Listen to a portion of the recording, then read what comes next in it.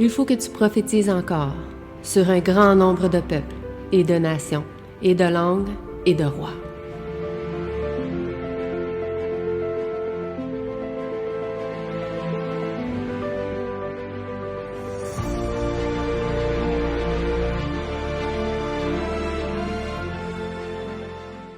J'espère que vous allez bien manger tout à l'heure.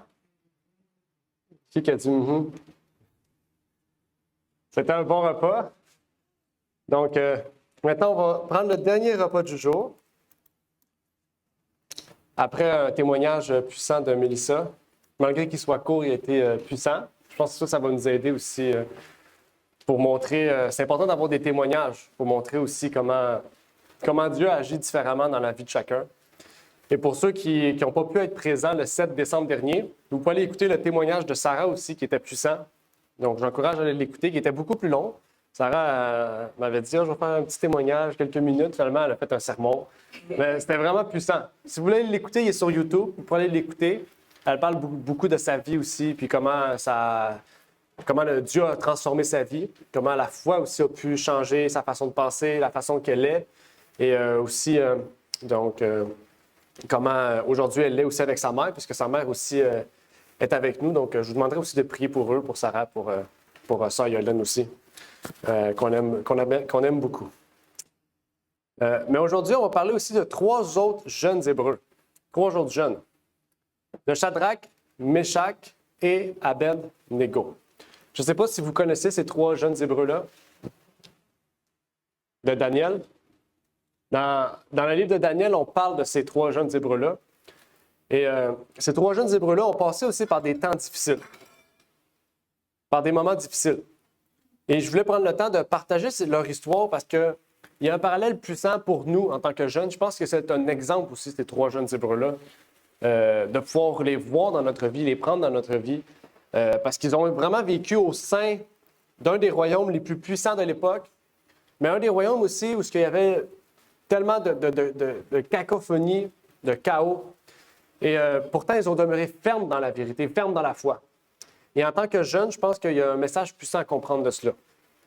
Surtout pour ceux et celles qui désirent suivre Jésus-Christ vraiment fidèlement. Et je vous demanderai aussi de prier pour Mélissa, parce que Mélissa, Dieu voulant, devrait être baptisée le 28 juin. Donc, priez pour elle. OK? Parce que quand on s'engage avec Dieu, on sait que c'est là que Satan attaque le plus. C'est là que Satan met le plus de doutes, met le plus de problèmes, mais il faut demeurer ferme dans la foi, demeurer ferme. Il ne faut pas l'abandonner. C'est là qu'elle a le plus besoin des frères et des sœurs dans l'Église. Puis même après son baptême aussi, c'est là qu'elle aura le plus besoin de nous. Donc, il faut être présent. Okay? Donc, priez pour elle. Okay? Puis peut-être qu'il y aura d'autres baptêmes au cours de l'année, on ne sait pas. Mais tous ceux et celles peut-être qui pensent à ça, bien, pensent ici vraiment avec foi, avec conviction. Oups. Dans Daniel 1, verset 7, on peut y lire « Et le chef des eunuques leur donna d'autres noms. Il donna à Daniel le nom de Belshazzar, Anania celui de Shadrach, Michaël celui de Méshach et Azaria celui d'Abed-Négo. » Et ces 3 noms-là, on va les étudier en profondeur aujourd'hui parce qu'ils ont une importance à comprendre dans la transformation de leur nom. Pourquoi pensez-vous que le roi Nebuchadnezzar a décidé de changer de nom de ces 3 Hébreux-là? Pas juste ces Hébreux-là, même Daniel a eu un autre nom. Pourquoi Babylone, Nebuchadnezzar a décidé de changer le nom des Hébreux à Babylone? Il y avait Carl, oui? Changement de nom, c'est pour forcer la personne à oublier sa coutume. Intéressant. OK? Ouais. Donc, on voit que le nom de ces personnes-là ont été changés dans le but qu'ils oublient le Dieu qu'ils servaient. Ils oublient la culture à laquelle ils venaient. OK? Et ça, c'est important parce que quand on sait la signification d'Anania, Michaël et Azaria, Anania, Dieu a été miséricordieux. Michaël, qui est-ce que Dieu est? Azaria, l'Éternel a secouru. On voit que leur nom vraiment représente le caractère de Dieu. C'est des enfants, on voit, même sans même savoir leur éducation, on sait qu'ils ont été fidèles. Okay? Parce qu'ils ont reçu une éducation où ils devaient être fidèles à Dieu. Okay? Parce qu'il n'y a aucune personne qui n'est, pas pratiquant, qui croit en Dieu, pas pratiquant, qui va à Babylone peut être fidèle comme eux. Donc, c'est des gens qui connaissaient déjà la vérité, qui étaient déjà fidèles avant et qui ont montré leur fidélité quand ils ont été à Babylone. OK? Puis quand on voit le nom par la suite, Shadrach, Meshach et Abednego, on voit que le nom de l'Éternel qu'ils portaient ont été changés dans des noms de babyloniens, de dieux babyloniens. On peut lire ici, dans les commentaires de Matthew Henry, leur nom hébreu qu'ils reçurent lors de leur circoncision avait quelque chose de Dieu, ou Jah, en eux. Daniel, Dieu est mon juge. Anania, la grâce du Seigneur. Misaël, celui qui est le Dieu fort. Azaria, le Seigneur est un secours. Après, pour leur faire oublier le Dieu de leur père, le guide de leur jeunesse, il leur donne des noms qui sentent l'idolâtre chaldéen. Belshazzar signifie le gardien des trésors cachés de Bel. Shadrach, l'inspiration du soleil que les Chaldéens adoraient. Meshach, la déesse Shash, sous le nom de laquelle on adorait Vénus. Abednego, le serviteur du feu bruyant, qu'il adorait aussi. Donc, on voit que tous les noms qui signifiaient Dieu ont été changés par des noms qui signifiaient les idoles. Pourquoi? Pour changer le Dieu qu'ils servaient. Et Satan fait la même chose avec nous. Mais il ne change pas notre nom. Il change notre identité. Et ça, c'est important à comprendre. Dieu a mis une identité en chacun de nous. Mais Satan fait tout pour détruire l'identité que Dieu a mis en nous. Qu'est-ce que ça veut dire, ça? C'est ça qui est important à comprendre. On va lire un passage ensemble pour mieux comprendre qu'est-ce que c'est l'identité de Christ. On a étudié un peu ça dans la dernière journée jeunesse quand on a parlé de comment vaincre notre Goliath, si vous vous rappelez. Comment Goliath essayait de détruire l'identité de Daniel en rabaissant Daniel. C'est ça que Satan fait, il nous rabaisse. David, désolé, merci de la correction. On a vu ça. Et dans Jacques 1, versets 22 à 25, on peut y lire « Car si quelqu'un écoute la parole et ne la met point en pratique, il est semblable à un homme qui regarde dans un miroir son visage naturel et qui, dès qu'il s'est regardé, s'en va et oublie aussitôt qui il était. Mais celui qui aura plongé ses regards dans la loi parfaite, celle de la liberté, et qui aura persévéré, n'étant pas un auditeur oublieux, mais pratiquant les œuvres, celui-là sera heureux dans ce qu'il aura fait. » Voilà l'identité que Dieu veut qu'on ait. Quand on se regarde dans un miroir, qu'on voit qu'on est mal en point, est-ce qu'on reste de même? Non, si tu regardes dans le miroir et tu vois que tu es mal peigné, que ta barbe est toute égaillée, tu fais quoi? Tu fais ta barbe, tu fais tes cheveux, tu te mets bien. Tu te mets beau, naturellement. C'est la même chose avec Dieu. Si tu te regardes dans le miroir et tu te dis « Ah, ben, je suis comme ça », puis tu t'en vas, eh bien, tu ne laisses pas place à ce que Dieu travaille en toi. C'est la même chose. Dieu veut, on a tous une identité en Christ. Et Dieu veut que cette identité-là, nous la développons, nous travaillons sur elle, que nous la connaissons réellement dans notre vie. Il y a un parallèle à faire. Je vais faire un petit graphique. Mensonge, identité actuelle. Que penses-tu que les gens pensent de toi? Vérité, véritable identité. Que sais-tu que Dieu sait de toi? Ça, c'est la véritable identité. Quand tu la connais, tu as de la paix, un équilibre et tu n'as pas de distance avec Dieu. Tu es proche de Dieu. Et l'identité que tu désires, c'est que veux-tu que les gens pensent de toi? Donc, la question qu'on va poser, c'est la même chose. Le reflet de notre identité se reflète dans le monde. Ce que je veux dire, c'est que si tu regardes à ce que le monde veut que tu ressembles, tu vas t'identifier au monde. Mais si tu regardes à ce que Dieu veut de toi, tu vas t'identifier à Dieu. Ça veut dire que tu vas dire comment je peux plaire à Dieu dans ma vie, plutôt de dire comment que je peux plaire au monde dans ma vie. C'est toutes des questions qui sont importantes parce qu'on a subi tout ça. Tu dis, quand quelqu'un vient te voir et dit « Ah, toi, tu fais le sabbat, t'es vraiment plate, on ne sera plus ton ami. » Tu fais quoi? Tu quittes le sabbat ou tu continues à pratiquer le sabbat? Quand quelqu'un te dit « Ah, toi, tu ne bois pas d'alcool, t'es vraiment plate. Pourquoi tu n'en bois pas un peu? Tu sais, on va avoir du fun. » Tu choisis quoi? De boire ou non? C'est tous des dilemmes qui révèlent notre identité, puis qui jouent après. Parce que quand tu dis oui à quelque chose, tu vas aller un petit peu plus loin, un petit peu plus loin, un petit peu plus loin, un petit peu plus loin. Puis là, finalement, tu vas te regarder dans le miroir, puis tu ne seras plus la même personne que tu étais. Puis on voit ça souvent dans ceux qui rentrent à Hollywood. Souvent, on voit ceux qui sont en dehors d'Hollywood, on les voit grandir. Puis on dit « Oh, wow, c'est des gens tellement simples, ils ont beaucoup de talent. » Aussitôt qu'ils rentrent à Hollywood, c'est plus les mêmes personnes. Pourquoi? Parce qu'on leur met une identité dans leur face. On dit « Il faut que tu ressembles à ça. Sinon, dehors. Il faut que tu donnes ça comme image. Sinon, dehors. » C'est fait exprès. C'est la même chose pour nous. Quand on rentre dans le royaume de Dieu, Dieu nous donne une identité. Il ne nous force pas. Il nous donne le choix. Mais il nous dit, voici l'identité que j'ai pour toi. C'est l'identité que je veux pour toi. Accepte-la ou non. Et on a le choix à faire. Est-ce qu'on veut obéir à Dieu ou non? Et c'est intéressant, c'est ce que les trois jeunes Hébreux ont fait.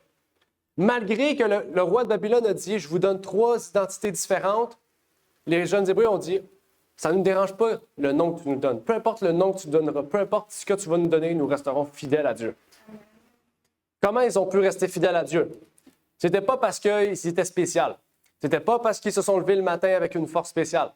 C'est parce que depuis leur jeunesse, leurs parents les avaient enseignés à demeurer fidèles à Dieu. Et quand l'occasion s'est vue faire face, quand la tentation s'est vue faire face, ils se sont tenus fermes. À 2 reprises, ils ont tenu ferme devant des occasions de chute grandes. Vous vous rappelez, je pense, de Daniel 1 et Daniel 2. Première occasion de chute, quand le roi leur a demandé de manger les mets du roi. Qu'est-ce qu'ils ont décidé de faire avec Daniel? De faire un jeûne, de faire la grève de la faim. Ils ont dit, on ne veut pas tes mets. Donne-nous des légumes, donne-nous tout ce qui n'est pas consacré aux idoles, donne-les toutes, on les prend. Tu vas voir, on va paraître mieux que les autres. OK? Là, on ne parlera pas de l'aspect santé, ça n'a pas rapport. C'est l'aspect de position. Ils ont pris position pour Dieu. OK? Malgré que, normalement, tu dois perdre la vie. Là. OK? Dites-vous ça. Là. OK? La deuxième fois, c'était la statue. Ce sont les seuls qui ne se sont point prosternés. Daniel n'était pas présent puisqu'il était à la droite du roi. Ils ne se sont pas prosternés. Et ils étaient supposés périr à ce moment-là.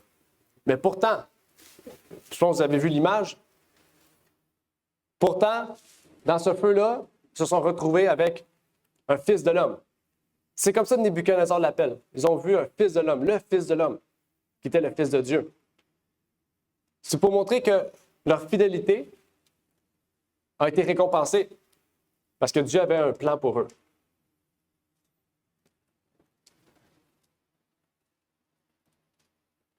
Oups. Paul nous dit, c'est pourquoi prenez toutes les armes de Dieu, afin que vous puissiez résister dans le mauvais jour, et qu'ayant tout surmonté, vous demeuriez fermes. Soyez donc fermes, vos reins saints de la vérité, revêtus de la cuirasse de la justice, les pieds chaussés de zèle, de l'évangile de la paix, prenant par-dessus tout le bouclier de la foi par le moyen duquel vous pourrez éteindre tous les traits enflammés du malin. Prenez aussi le casque du salut et l'épée de l'esprit qui est la parole de Dieu. La description qu'on retrouve ici, bien sûr, c'est Paul qui l'a fait dans le Nouveau Testament, mais on va voir que le peu de passages que nous avons des trois jeunes Hébreux, ils avaient toutes ces armes-là. Ils n'auraient pas pu survivre sans ces armes de Dieu. OK? Et c'est ça qui est impressionnant à voir. C'est que ces trois jeunes Hébreux, malgré leur jeunesse, souvent on pense que des jeunes Hébreux, on dit qu'ils sont des enfants ou qu'ils sont des adultes. Ces trois jeunes Hébreux-là, on ne sait pas leur âge. Mais on sait que c'était des gens qui étaient des alentours de début vingtaine. D'après l'histoire, puis on sait à peu près les temps que c'est arrivé, les historiens donnent entre 18 ans et 25 ans maximum. C'est des jeunes de notre âge, là, okay, qui font face à des difficultés vraiment énormes, okay, au péril. Parce que là, à l'époque, quand tu te battais contre un roi, c'était la mort. C'est toujours la mort où tu te soumets. Mais ici, ils ont sorti vainqueurs. Puis le roi, après ça, je peux vous dire, il avait peur de ces Hébreux-là. Donc, c'est la même chose. Le monde doit avoir peur de nous. Pas parce que nous sommes méchants, mais parce que notre foi, notre fidélité à Dieu est plus fort que tout.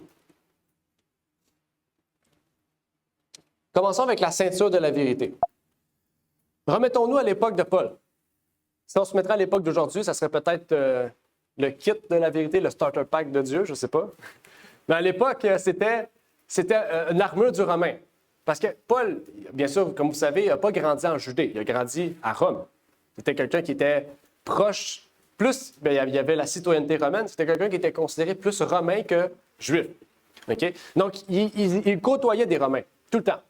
Et même les gens à l'époque côtoyaient des Romains, des soldats romains, dans le sens qu'ils voyaient des Romains chaque jour. Donc, la plus grande parabole, parce que c'est une forme de parabole qu'on peut retrouver, c'est cette structure, cet habit de Rome. Et c'est important de pouvoir comprendre un peu plus qu'est-ce que ça veut dire. Okay? La ceinture à l'époque de Rome, si vous avez remarqué, ce n'était pas une ceinture comme on a, nous. On a des petites ceintures avec un petit logo. Quand on parle de ceinture, c'était vraiment... Il y avait un truc qui descendait ici en avant et en arrière avec des languettes brunes. Okay? Et en avant et en arrière, il y avait un écusson. Okay? En fait, sur la ceinture, il portait un symbole qu'on appelle le sigillum ou le balteus, qui sont des symboles du statut social que le soldat portait. OK? La ceinture, c'est la même chose. Quand on porte la ceinture de la vérité, on porte le statut de Christ, le statut de missionnaire pour Christ. OK? Et donc, on doit porter le bon statut. Est-ce que nous sommes des missionnaires pour Christ, pour la vérité, ou des missionnaires qui parlent de tradition, de mensonges, d'erreurs doctrinales? Si on porte la bannière de la vérité, c'est la ceinture, c'est la même chose. OK? C'est comme ça, en fait, qu'on reconnaissait les soldats à l'époque. Et c'est de la même manière aujourd'hui. Si on porte la ceinture de la vérité, c'est par ce symbole-là qu'on les reconnaîtra comme les disciples de Jésus-Christ. Même cette ceinture-là, si vous ne le saviez pas, la ceinture, c'est à cet endroit-là qu'on portait l'épée aussi. Donc, sans la vérité, on ne peut recevoir le Saint-Esprit. Parce que si vous n'avez pas de ceinture de la vérité, comment vous allez porter votre épée? Puisque l'épée se porte dans la ceinture. Okay? Donc, il est important de comprendre que cette portion de la ceinture est la base fondamentale de tout l'équipement. Okay?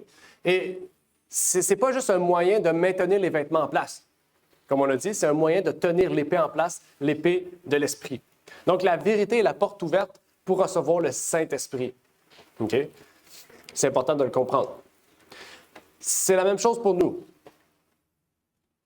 Puisque c'est par le Saint-Esprit, comme aussi on l'appelle dans la Bible, l'esprit de vérité, que nous pouvons comprendre la parole de Dieu. Et la parole de Dieu, d'après Jean 17, verset 17, est la vérité. On peut lire aussi dans Jean 16, versets 13 et 14, « Mais quand celui-là, l'esprit de vérité, sera venu, il vous conduira dans toute la vérité, car il ne parlera point par lui-même, mais il dira tout ce qu'il aura entendu et vous annoncera les choses à venir. C'est lui qui me glorifiera, parce qu'il prendra de ce qui est en moi et qu'il vous l'annoncera. » Donc, c'est par l'Esprit que nous voyons, que nous entendons et que nous comprenons la vérité de Dieu. Il nous permet également de vivre selon la vérité de la parole de Dieu et de glorifier Dieu. Rappelez-vous, qu'est-ce que les trois jeunes Hébreux avaient dit au roi pour ne pas se prosterner devant la statue? Qu'est-ce que ces trois jeunes Hébreux avaient dit au roi? Est-ce que vous vous rappelez? Oui, ils ont dit on ne peut pas se prosterner parce que le Dieu que nous servons est le Dieu du ciel. On ne peut pas désobéir. Il vaut mieux désobéir au roi que désobéir à Dieu. OK? Pourquoi ils ont dit ça? Parce qu'ils connaissaient la vérité. Ils connaissaient la vérité qu'on ne peut pas adorer un autre Dieu que le Dieu du ciel. Puis ils ont tenu ferme parce qu'ils avaient le reste de l'équipement. Mais la base de ces paroles-là était parce qu'ils connaissaient la vérité. Leurs parents auraient pu rien ne dire, hein? Parce que la raison pour laquelle, je ne sais pas si vous le saviez, mais la raison pour laquelle le peuple était à Babylone, c'est parce que justement les parents de personnes comme Daniel, Ananias, Saphira, c'est pas les mêmes personnes, Ananias et Abednego, Azaria, toutes ces personnes-là, c'était parce que leurs parents étaient infidèles à Dieu. Je ne sais pas si vous comprenez. C'est parce que les parents de ces personnes-là étaient infidèles qui se sont ramassés à Babylone. Ça veut dire que les parents de Daniel, les parents d'Abednego et ces trois jeunes-là ont été peut-être parmi les seuls qui sont restés fidèles à Dieu. OK? C'est pour ça que dans Daniel, on parle d'aucune autre personne, mis à part ces quatre individus-là. C'est pour vous dire qu'ils étaient vraiment des personnes qui sortaient du lot. Même chose pour nous aujourd'hui. Malgré le nombre de chrétiens, il n'y en aura que peu qui seront fidèles à Dieu. OK? Même si on est 2 milliards de chrétiens dans le monde, sur les 2 milliards, il va y en avoir un petit nombre qui restera fidèle. Est-ce que ce sera vous ou non?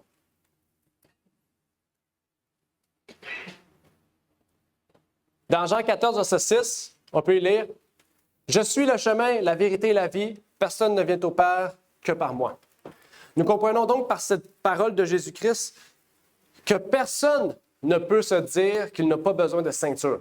Personne ne peut nous dire qu'il n'a pas besoin de Christ pour aller au ciel, qu'il n'a pas besoin de la vérité pour aller au ciel. Puisque la Bible nous dit que c'est seulement par Jésus-Christ, qui est le chemin, la vérité et la vie, que nous pouvons aller au Père. Ce qui veut dire avoir accès au ciel. Et c'est pour cela, en fait, qu'on se bat, en fait. Le plus grand combat de notre vie, c'est ça. Le plus grand combat de notre vie, c'est justement entre le chemin que Dieu nous donne et le chemin que Satan nous donne, la vérité que Dieu nous donne et le mensonge que Satan nous donne, et la vie éternelle que Dieu nous donne et la vie physique, de plaisir, je ne sais pas comment dire ça, tous les termes qu'on peut appliquer, que Satan nous procure sur cette terre, ou qui peut nous procurer sur cette terre. Parce qu'en fait, c'est la même chose hein, que ces jeunes-là. Ces 3 jeunes Hébreux-là auraient eu la meilleure nourriture au sein de Babylone. Auraient eu la meilleure vie avec toutes les femmes qu'ils voulaient, toutes les nourritures qu'ils voulaient, tout le vin qu'ils voulaient, toute la richesse qu'ils voulaient. Mais ils ont préféré Dieu à toutes ces choses-là. Puis leur fidélité, peut-être, ils ont eu ces choses-là. Peut-être pas les femmes, mais la nourriture et tout ça, ils ont eu après. Daniel il a fini gouverneur pour Babylone. Peut-être qu'il aurait été à la même place, mais il n'aurait pas la vie éternelle. Maintenant, il a la vie éternelle et un statut social important à laquelle il est un témoignage vivant de sa foi. Et c'est impressionnant parce que Daniel a écrit le chapitre 3 de Daniel jusqu'au chapitre 9 de Daniel, si je ne me trompe pas, ou 7, en chaldéen. Savez-vous pourquoi? Parce que Daniel avait tellement un poids, on pourrait dire un statut social élevé à Babylone, qu'il a écrit ses visions en chaldéen pour que les chaldéens comprennent les visions. C'est fou! C'est le seul livre dans la Bible, à part Esther. Esther qui a été écrit en chaldéen, c'est les 2 seuls livres qui ont été écrits en chaldéen pour que les Babyloniens, pour que les Perses aussi, comprennent la vérité. C'est fou! Aucun autre endroit dans la Bible où on a une autre langue. Il faut vous montrer à quel point Daniel a été fidèle, a été un témoignage pour ces gens-là. Donc, la vérité est importante pour amener le message, pour être le fondement. Okay? Si Paul commence avec la ceinture de la vérité, c'est qu'il faut ça en premier. C'est la base de tout. Par la suite, on parle de la cuirasse de la justice. Où est-ce que c'est quoi la cuirasse? C'est quoi une cuirasse? Le torse. Okay? Qu'est-ce qu'on protège à la cuirasse? C'est quoi le but de protéger? Le cœur, les organes vitaux. Hein? Cœur, poumon, colonne vertébrale, tissu mou de l'estomac. Une flèche qui transperce ces endroits-là, on meurt instantanément. Donc, dites-vous que la cuirasse de justice a un synonyme important. Quand on comprend le but de la cuirasse, on comprend le but de la justice. Hein? Donc, c'est vraiment des métaux importants. L'armure, cette cuirasse-là était quelque chose de très lourd, de très solide, comparativement à la ceinture, ce que c'était du cuir, possiblement. Okay? Mais la cuirasse, c'était du fer. C'était quelque chose de lourd, quelque chose qui n'était pas léger. Et sans cette armure, en fait, nous ne sommes pas justes. Dans le sens que, quand on dit que la cuirasse, on dit la cuirasse de la justice, c'est que quand on porte cette cuirasse-là, nous sommes déclarés justes. OK? Devant Dieu. Parce qu'on sait, hein, la justice de Dieu, c'est la loi. Mais celui qui nous justifie devant Dieu face à la loi, c'est Jésus-Christ. C'est comme ça qu'on appelle ça la justification par la foi. OK? Parce qu'on sait, on croit à la loi, mais si on croit juste à la loi, on meurt. Parce qu'on est impossible d'être parfait devant la loi. OK? Mais c'est parce que Jésus est mort pour nous que nous sommes justes devant Dieu. Okay? C'est ça la justification par la foi. Et c'est la même chose ici. En fait, quand on porte la justice de Dieu, il y a plusieurs portes qui s'ouvrent à nous, que j'aimerais partager avec vous. Nous devenons justes et libres de la condamnation. La condamnation de quoi? De la loi. Nous avons la paix et nous nous réjouissons parce que nous avons la liberté. Tantôt, on a parlé, la loi de la justice et la loi de la liberté. Okay? Nous sommes délivrés de l'esclavage du péché parce que nous sommes libres. Il ne change pas et il est présent lors des moments difficiles parce que nous avons la grâce. Nous sommes sous sa protection lors des attaques sataniques. Il vient en aide à nous, il vous demandera selon votre capacité. Donc, il y a plusieurs choses, en fait, qui montrent que la cuirasse de justice est utile pour nous. Revenons à notre histoire des 3 jeunes Hébreux. Qu'est-ce que les 3 jeunes Hébreux ont révélé au travers de cette cuirasse de la justice? Qu'est-ce qu'ils ont révélé? Ils peuvent avoir la vie simplement Par Dieu? OK, intéressant. Par obéissance. Intéressant. Donc, on voit que la cuirasse de justice, on l'a vu, la vérité, OK? Qu'est-ce qui a poussé leur motif à désobéir au roi plutôt qu'à Dieu? De 1, c'est la vérité. De 2, c'est la justice de Dieu. Ils connaissent la loi de Dieu, puis ils connaissent que s'ils restent fermes face à la loi, Dieu va les secourir. Pourquoi? Parce qu'ils ont la foi. C'est ça la foi. La foi les pousse à dire, j'ai confiance que Dieu va me sortir de cette situation-là. En étant vivant ou mort, peu importe, je sais que j'ai la vie. Ça, c'est la foi. Donc, la cuirasse de justice a été le fait qu'ils connaissaient la loi de Dieu et la justice de Dieu. Ils savaient en fait qu'ils avaient une plus grande crainte de Dieu que du roi, en fait. OK? Et que peu importe ce qui arrivait, c'était la volonté de Dieu. Maintenant, le zèle de l'évangile de paix. Là, on parle des souliers, des godasses, je ne sais pas comment, des sandales, exactement. On parle des sandales. On dit les sandales, les souliers de la paix. OK? Et c'est quelque chose d'intéressant ici. Le zèle de l'évangile de la paix. C'est quand même intéressant parce que dans la Bible, Jésus il dit « Je ne suis pas venu apporter la paix ». Donc, comment on peut apporter la paix si Jésus dit « Je ne suis pas venu apporter la paix ». Il y a une contradiction. OK? Mais il dit « Je suis venu apporter l'épée ». OK? Bon, on va arriver à ça, là, mais ça nous pousse à des réflexions. Mais on sait que dans Ésaïe 9, verset 6, on dit que cette paix représente Jésus. OK? Et que partout où nous allons, notre but, c'est d'apporter la paix. D'apporter un évangile de paix. Bon, on sait que l'évangile, c'est pas tout le monde qui est content. La preuve, je pense, dans Actes des Apôtres, il y a plus d'endroits où ils ont été lancés à coups de roche, persécutés qu'acceptés. Donc, on sait que l'évangile est comme une épée. Elle sépare, elle divise. Okay? Elle amène la guerre. Okay? C'est le message, ce n'est pas les individus. Du moins, normalement. Je sais qu'il y en a qui utilisent l'évangile pour en faire un conflit, mais normalement, la vérité va amener des divisions. Oui, c'est vrai. Mais ça ne sera pas dû aux personnes, ce sera dû au message que les gens refuseront d'accepter. OK? Et c'est ce que Jésus-Christ nous dit. Il dit, « Et dans quelque maison que vous entriez, dites en entrant, la paix soit sur cette maison. S'il y a là un enfant de paix, votre paix reposera sur lui, sinon elle retournera à vous. » Donc, qu'est-ce qu'il dit ici? À chaque fois que vous entrez dans une maison, dites, « La paix soit sur cette maison. » OK? On a tendance à oublier ça, souvent. On entre chez les gens, puis on oublie que déjà les gens nous accueillent chez eux. OK? On doit venir dans un esprit de paix, dans un esprit de joie, dans un esprit d'ouverture. On doit dire que la paix vienne sur cette maison. OK? Parce que quand on entre chez un individu, on entre dans sa vie privée.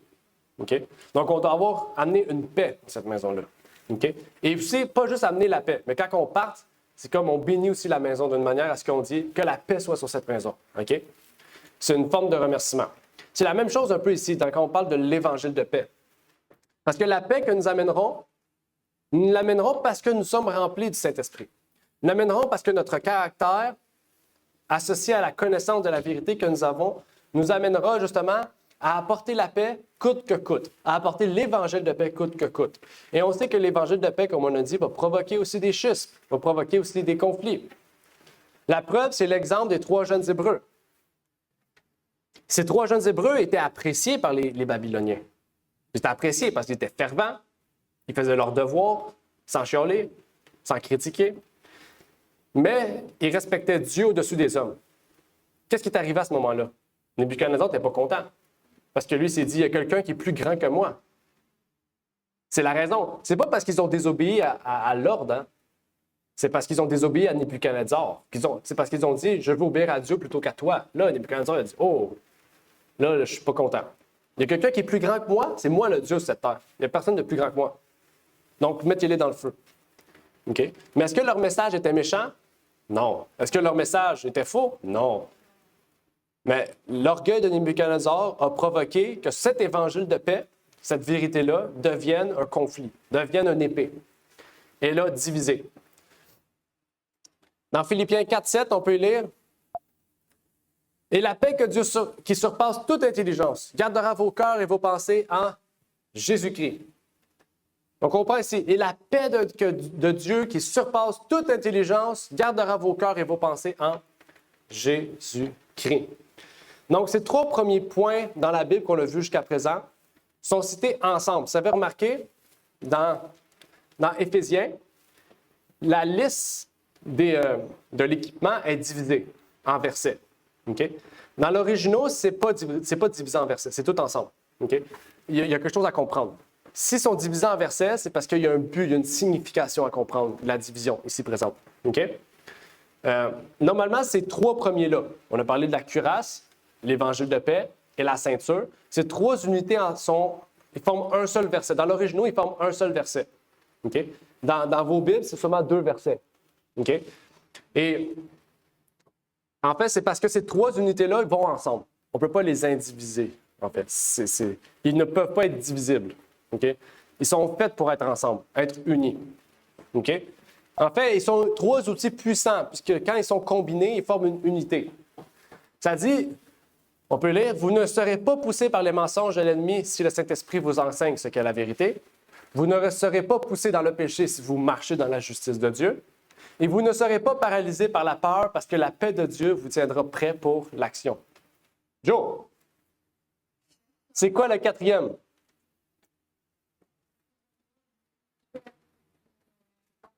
Ouais. Hein? Ouais. Tu dois rester après pour les cours du soir. Non, le salut, c'est 5. Le quatrième, c'est le bouclier de la foi.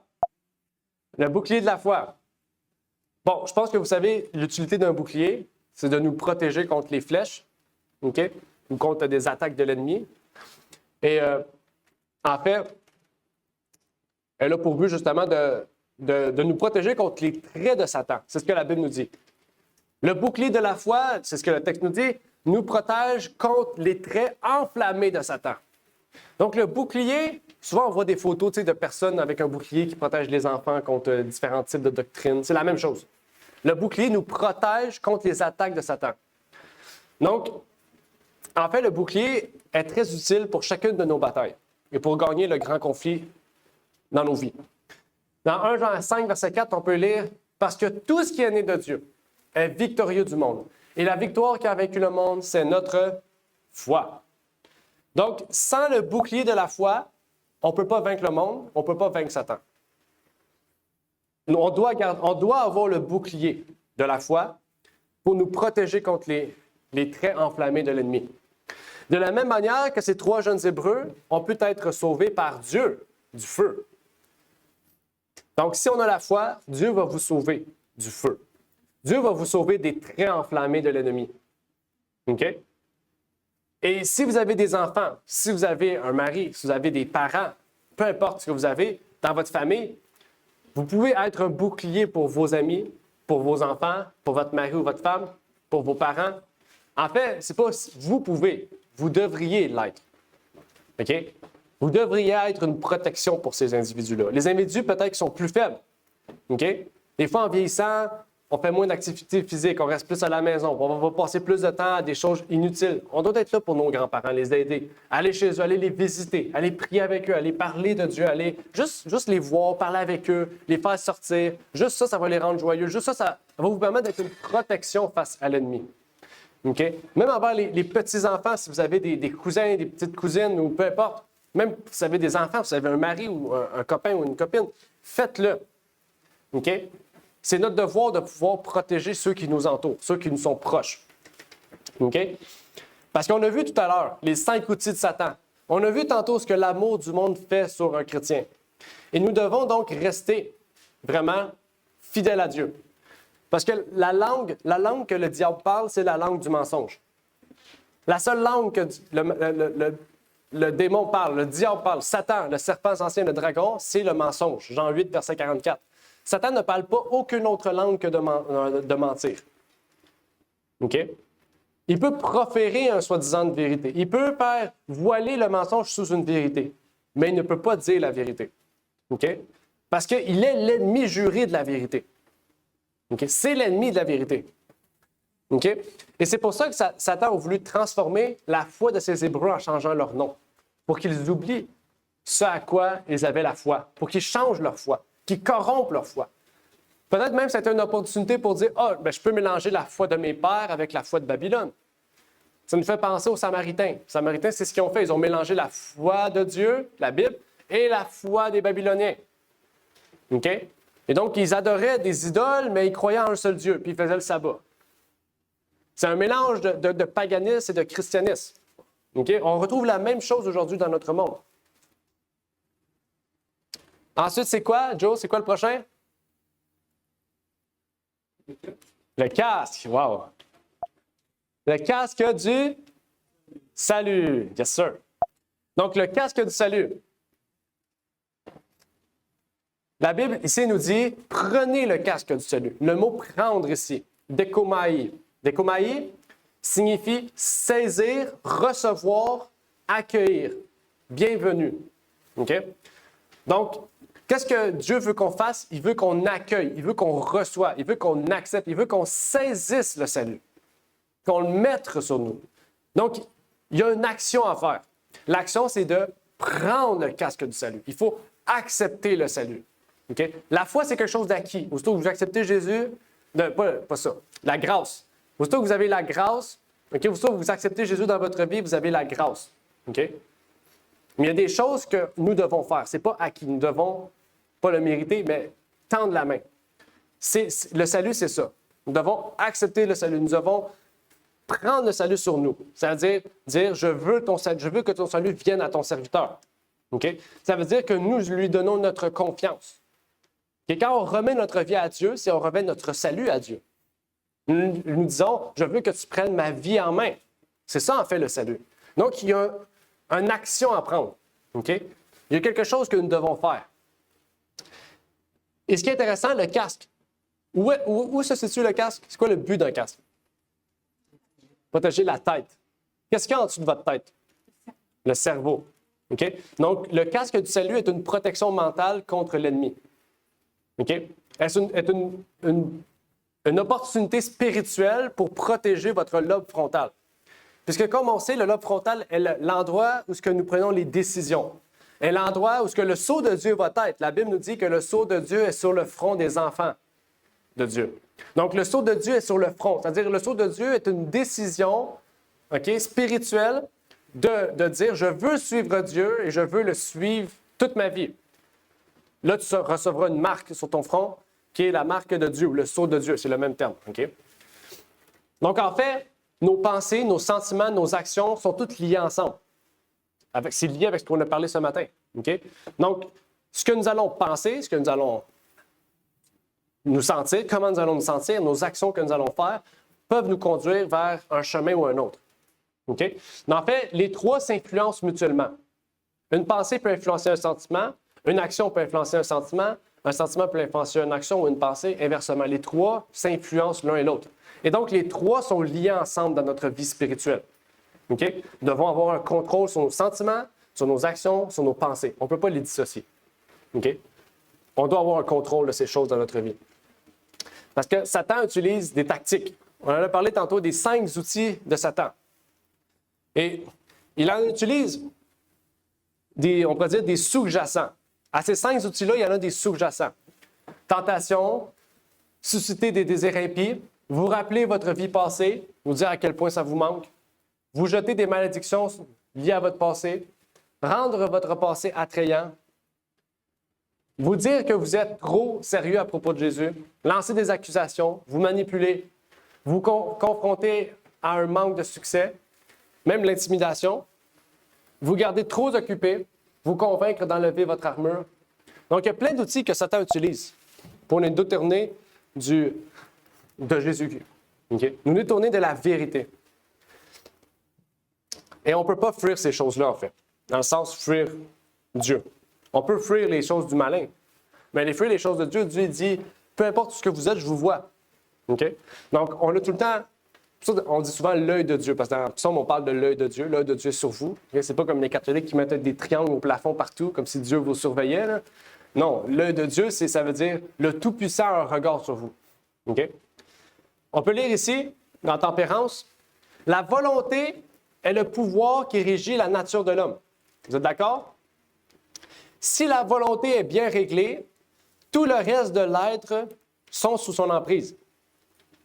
La volonté n'est pas le goût, l'inclination, mais c'est le choix, le pouvoir de décision, le pouvoir royal qui agit dans les enfants des hommes pour qu'ils obéissent à Dieu ou qu'ils désobéissent.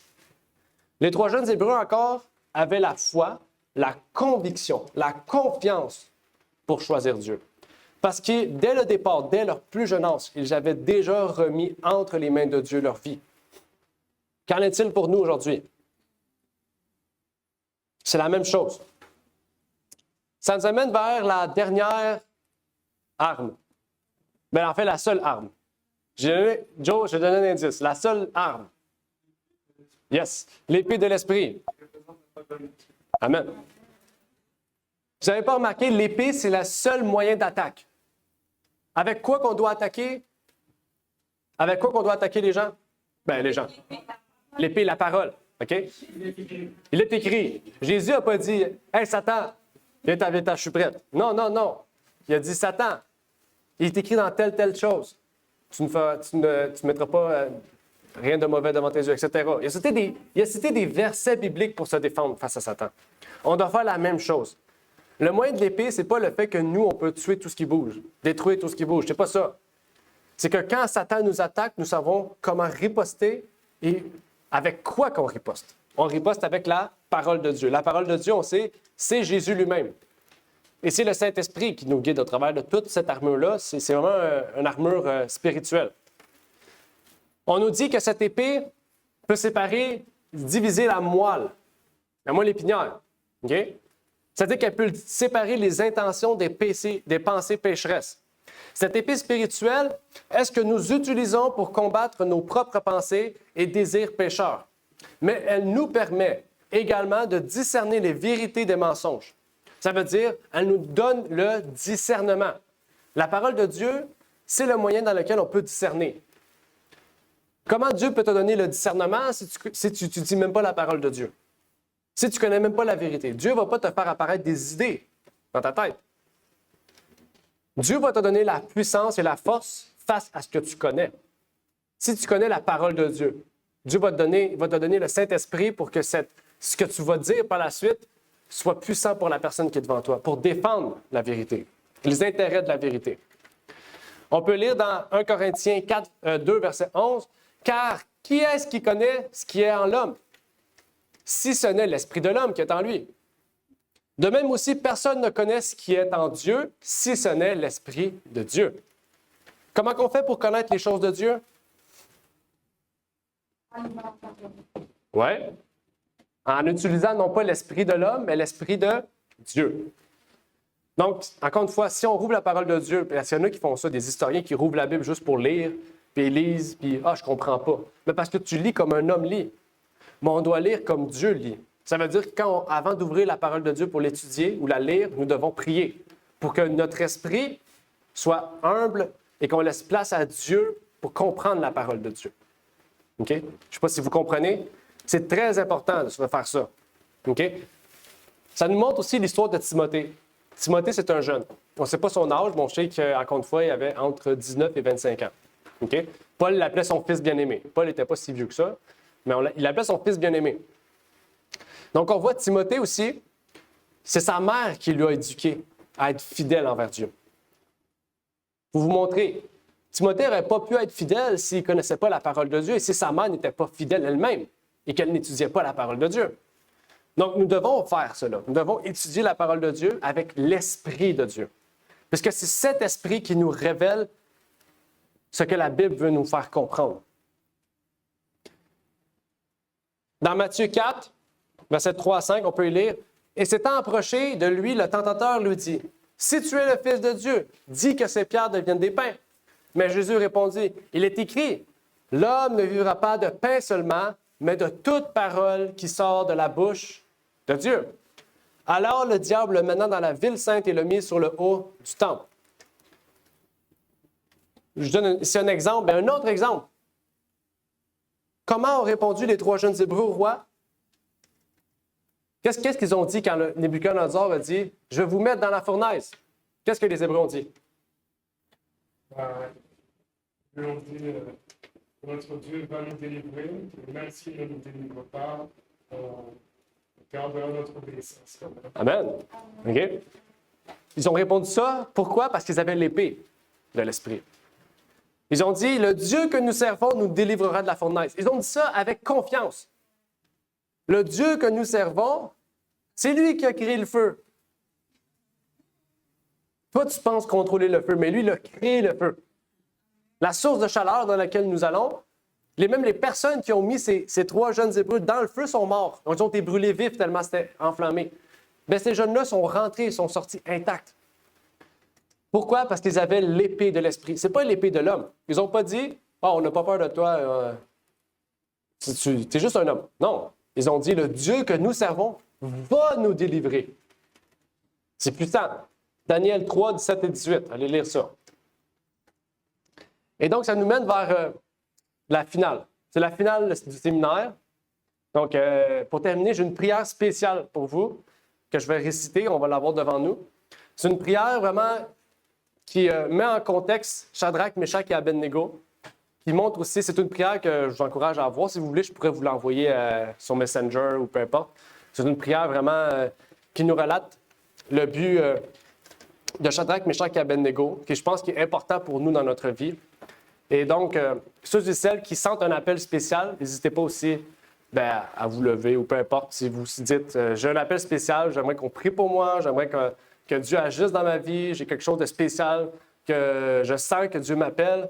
Il y en a aussi qui veulent se faire baptiser, donc c'est important aussi de prier pour ceux-là. Peut-être qu'il y en a d'autres qui n'ont jamais été baptisés ou qui ont été baptisés, qui aimeraient être rebaptisés parce qu'ils disent, je me suis senti éloigné de Dieu, mais j'aimerais ça me rapprocher de Dieu.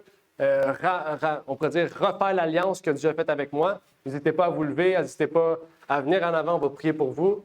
Et on va faire cette prière-là aussi spéciale pour ceux et celles qui veulent qu'on prie. Donc, la prière se lit ainsi. On peut lire ensemble si vous voulez. Ça dit, Seigneur, apprends-moi à être comme Shadrach, Meshach et Abednego, dont la confiance en toi était totalement inébranlable. Alors qu'ils se tenaient devant le roi de leur époque, ils ont refusé de céder à la pression et au contraire reconnu ta souveraineté et ta puissance, même si cela devait très probablement leur coûter la vie. On est où là? Oui. Même si cela allait certainement leur coûter tout ce qu'ils avaient, ils ne t'ont pas abandonné pour céder à la mentalité de la foule. Même s'ils savaient que tu avais le pouvoir de les sauver, ils se sont fiés à ton jugement pour savoir si tu allais le faire ou non. Aide-moi à accepter l'incertitude. Je veux pouvoir vraiment dire que mon Dieu a le pouvoir de me sauver, mais même s'il ne le fait pas, je ne me plierai pas à l'esprit de ce siècle. Aide-moi à rester ferme au milieu de tout et à laisser le résultat entre tes mains. Amen. Amen. Donc, j'espère que c'est une prière que vous avez pu mettre dans votre cœur. Si vous voulez la prière, je pourrais vous l'envoyer pour que vous puissiez peut-être vous en rappeler. Une prière, je pense, qui représente bien ces trois jeunes Hébreux qui sont demeurés fidèles, qui sont demeurés fermes dans la foi, malgré toutes les difficultés qu'ils avaient, malgré toutes les opportunités qu'ils avaient de progresser dans leur vie. Ils ont décidé de demeurer fermes en Dieu, demeurer fermes dans leur foi. Et je pense qu'aujourd'hui, dans le monde qu'on vit, de la même manière qu'eux ont grandi à Babylone, nous aussi, en ce moment, on grandit dans Babylone. Mais on prend la décision aujourd'hui de dire, même si je dois vivre dans Babylone, je ne suis pas dans Babylone. Amen. Même si je vis dans Babylone, je ne me considère pas comme un Babylonien, parce que moi et ma maison, nous servirons l'Éternel. Donc, vraiment, on décide tout de suite de nous séparer du monde. Dans le sens, on ne fuit pas le monde, parce qu'on a un message à leur apporter. Mais je me dissocie du monde dans la vie que j'ai, moi, personnellement, dans la vie que je veux avoir avec mes amis dans la foi, dans la vie que je veux avoir peut-être avec mes parents, mes enfants, peut-être lui avec qui que je veux former ma vie. Je décide aujourd'hui de pouvoir, en fait, dire, j'aimerais vraiment, j'espère que c'est votre prière, de pouvoir dire, j'aimerais vraiment me séparer de Babylone, mais être une lumière pour tous ceux et celles que je trouverai dans Babylone. Amen. On va terminer par une courte prière. Notre Père qui est aux cieux, j'aimerais te remercier pour cette journée que tu nous as donnée. On a pu rencontrer divers visages, malgré peut-être la quantité le peu de personnes qui étaient présentes. Tu as permis que ceux et celles qui étaient présents ont pu être touchés par ces messages, qu'on pu être sensibilisés par le témoignage aussi de Mélissa, par ce dîner en commun, cet amour, cette joie que nous avions sur notre visage. Malgré le petit nombre que nous sommes, Seigneur, le plus important, ce n'est pas le nombre, mais c'est la foi, la confiance que nous avons entre nous, l'unité, la joie, l'amour qui nous unit, Seigneur. Eh bien, que tu puisses mettre cette prière de Shadrach, Meshach et Abednego dans notre cœur, que nous puissions aussi, comme eux, avoir une confiance inébranlable en toi. Puisque tu es non seulement notre Dieu, mais nous voulons que tu sois notre ami fidèle. Nous voulons que tu sois notre maître. Nous voulons te donner notre vie, Seigneur, pour que tu nous guides dans toutes les décisions que nous allons prendre. Puisque nous sommes encore jeunes dans notre vie, et notre jeunesse peut être remplie de frivolité, remplie de toutes sortes de choses que nous aimerions, Seigneur. eh bien, nous voulons tout détruire ces choses-là pour recommencer notre vie avec toi. Que tu puisses nous guider dans notre vie, que tu puisses nous donner le travail que tu veux pour nous, l'étude que tu veux pour nous, toutes les choses que tu désires pour nous, eh bien, que tu puisses nous les mettre dans notre cœur pour que tu puisses nous amener vers ce que tu veux pour nous, Seigneur, puisque nous avons tous une mission et nous voulons vraiment que cette mission, nous puissions la faire en toi et pour toi, Seigneur. C'est ma prière donc pour ces choses et nous te remercions pour cette journée spéciale de jeunesse et de sabbat, Seigneur, au nom de ton Fils Jésus-Christ. Amen. Merci d'avoir écouté cette vidéo. Si vous désirez rejoindre l'œuvre au Québec, veuillez nous contacter par email à asjh1889 de Terrebonne @gmail.com et via Facebook à @asjh1889 de Terrebonne. Merci à vous et que Dieu vous bénisse.